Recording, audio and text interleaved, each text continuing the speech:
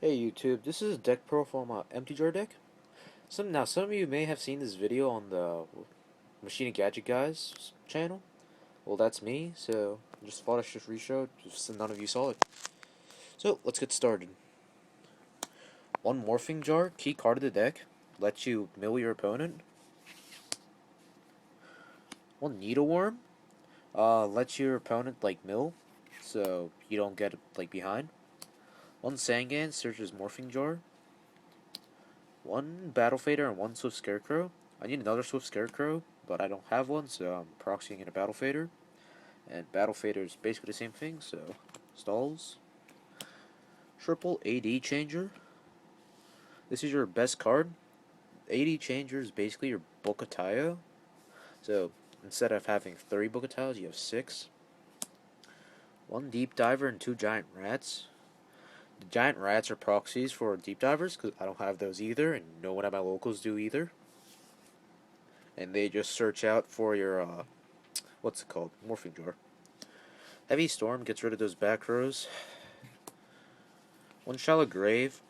If you foolish your Needleworm, you can get it, or if your Morphing Jar gets destroyed. Card Destruction. If you set all your cards, you can activate it so your opponent's ahead.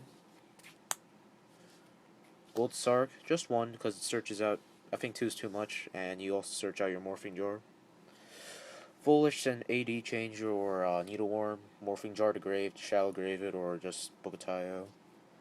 Book of Moon sets your set your Morphing Jar back down, and you can chain it to Tayo, so you get set it back down, and he's 2 dealings. Go through the deck faster, makes your opponent draw 2. 2 Magical Stone Excavation, reset your Tayos, books, whatever you need. 2 Upstarts, draw power. 2 Dualities, because you don't really special summon in this deck other than Shallow Grave. Searches out, looks for your Morphing Jar more. 3 Bookatayos, flips your Morphing Jar face up. If you don't know what it does, actually no, it just flips your Morphing Jar face up, or your Needleworm. 3 Book of Eclipse, since Book of Moon's to 1, Book of Eclipse sets them down, and your opponent only draws if they have monsters on their field. When they have peace, you and your opponent both draw, and it's a stall card, so it's good. 3 Magical Mallet, because this deck sometimes you need 1 more card to pull off the combo, and this gets it up. And finally, 3 Feather of the Phoenix. Now, this resets your, if you need your Tayo, your Eclipse in the grave, and you just discard, let's say an AD Changer, and you put him back to the grave, and you put back one of your, books on top, and you use Upstart or 1 day apiece, and you draw it. Basically, this deck's really fun to play. Really cheap too, since it's all commons. Only really expensive thing in here is what? Dualities, but you should have them. Everything else is basically commons. Gold Sark, I guess it's $4.